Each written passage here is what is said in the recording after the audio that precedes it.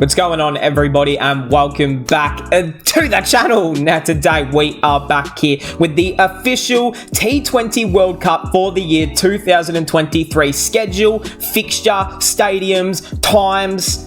Actually, it doesn't look like we have the time set yet, but we will get the time set, and we're going to do all of that in today's video, run through all the big games, all the big stadiums, where it's going to be played, and just kind of dissect this fixture, which I believe actually came out about 2 days ago now. I thought it was all just kind of like leaks and, you know, just little bits of information here and there. I didn't know that the whole schedule had come out yet, so that is my bad. We're a bit late on this one, but hey, just sit back with me, enjoy. We're going to talk about the important games, mention all of the other countries that are participating, and just, you know, what I'm excited for, really. I mean, it feels like every kind of 6 to 12 months we do have a new World Cup in a different format, so we're in T20 season, and we're going to run through it here today. So if you're new, subscribe, leave a like, comment down below what you think, what you're looking forward to, and let's get into it. What am I doing? All right, matches time. T20 World Cup for the year 2024 in the West Indies and the United States of American people. So, of course, you know, interesting stuff. All right. The first game off the bat will, in fact, be that host country, United States v Canada. Look, pretty irrelevant, but if it's on TV, I will be watching it just because it'll be a very interesting World Cup this year with all the new countries that are finally a part of this larger, you know, scheme of things. And it's to try and introduce cricket into a lot more countries, and T20 is probably the easiest way to do that. Papua New Guinea, they've been playing cricket forever. They will play the West Indies, of course, the other host country, which will be interesting viewing. That man, Nicholas Paran, he might make 95 off 10 deliveries. I can witness it now. Namibia versus Oman. So we might see that man, David Weiss. Sri Lanka v South Africa. That'll be the first kind of, I don't want to say important game, but the one that'll actually mean something towards the group. That should actually be a good game. I mean, if South Africa play their best 11, Afghanistan versus Uganda. So yes, Uganda are a part of this World Cup. Very inspirational stuff. And I think Uganda will win that. That's just a random prediction, and if it doesn't work out, then don't click this and show me. England versus Scotland, so that's, you know, nice little rivalry. Nepal versus the Netherlands, so I reckon Nepal are going to surprise so many people in this World Cup. You can just see it now, like all of us true cricket fans that pay attention and know that Nepal's been around, you know, the mark for the last 12 to 24 months. I think they could actually take like 2 to 3 wins. Anyway. And then, so Netherlands, Nepal, India v Ireland, the 6th of June, which, gee, the 8th game, they do take a while to get into some of the bigger countries, don't they? But India, they should probably win that one, you would imagine. Papua New Guinea versus Uganda, that'll be an absolute blockbuster much watch. Australia versus Oman, so it looks like these 2 games are going to be around the same time. So it's going to be India v Ireland, if these times are correct. And then 3 hours later, it'll be Aussie versus Oman at 4 a.m. I will not be awake for that. At 4 a.m, you best not. I mean, I'll probably try and wake up for the second innings at like 5:30, but oh my God, that is just interesting timing. All right, United States of America v Pakistan. That's I reckon that'll be a good match. And I can see USA or a Canada, a Nepal creating some upsets. Namibia versus Scotland. There's a lot of interesting games. New Zealand v Afghanistan. Netherlands v the Proteas. Obviously, we have heard recently Faf du Plessis sounding like he will come back and leave his, you know, availability to the last second. But Faf, I know you're watching. I know you're a fan of the channel and stuff, and we want to see you there. We have to see you there. Have a good IPL and then jump straight into the T20 World Cup and just excite us, please. Australia v England. Now, I do want to see where this game is. Kensington Oval in Barbados, which it's actually probably a good venue to kind of hold that game. I'm not going to do that again, though, because then I've got to go all the way out and all the way back.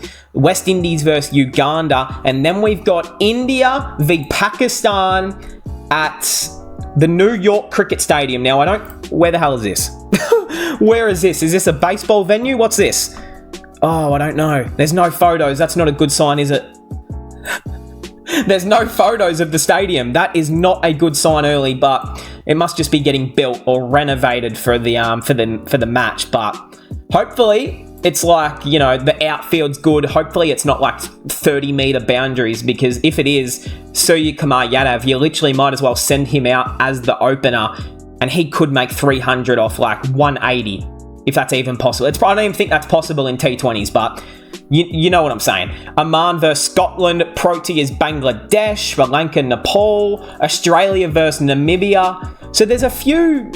I mean, Australia at least is starting off with 2 quite easier games. India v the USA. West Indies versus the Kiwis. So there's a lot of, like, obviously there's just so many games, 55 of them.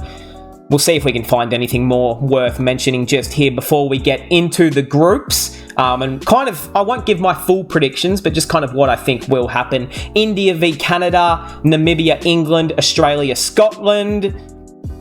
And then literally you play 40 games and then you get into the Super 8. So usually in the past it's been the Super 4s. There's a lot more countries now, so it is the Super 8, which probably just gives a lot more variety and a lot more, you know, of these inexperienced countries exposed on the big stage, you know, which is pretty cool to see. So you'll get a bunch of those matches, and then we get into the back end of the tournament, the semi-finals, which are going to be massive. I mean, 27th of June.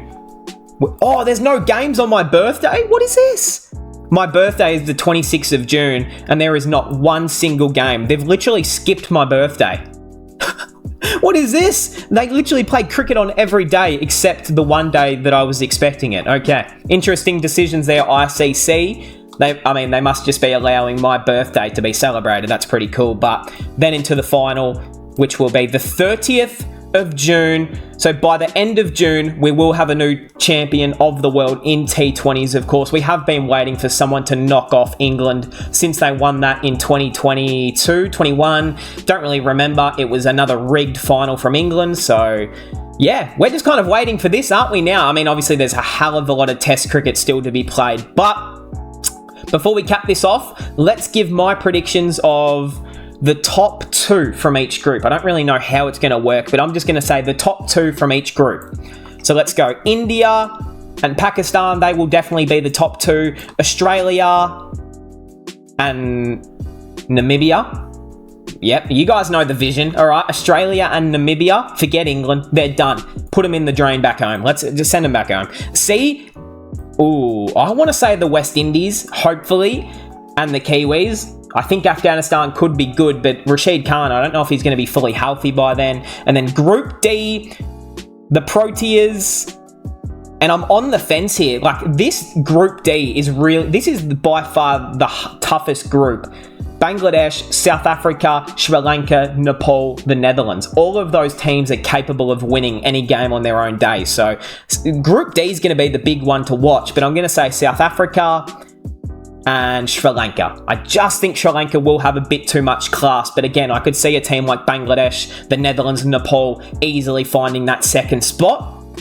But hey, that will cap us off for our just a little T20 World Cup preview. Of course, I will get more into it as the tournament gets closer, predicted 11s, who I think the squads will be, squad reviews when they get announced, all of that sort of news will be covered here. So hey, if you're new, subscribe, leave a like, comment down below what game you're looking forward to, and I'll see everyone in the next one.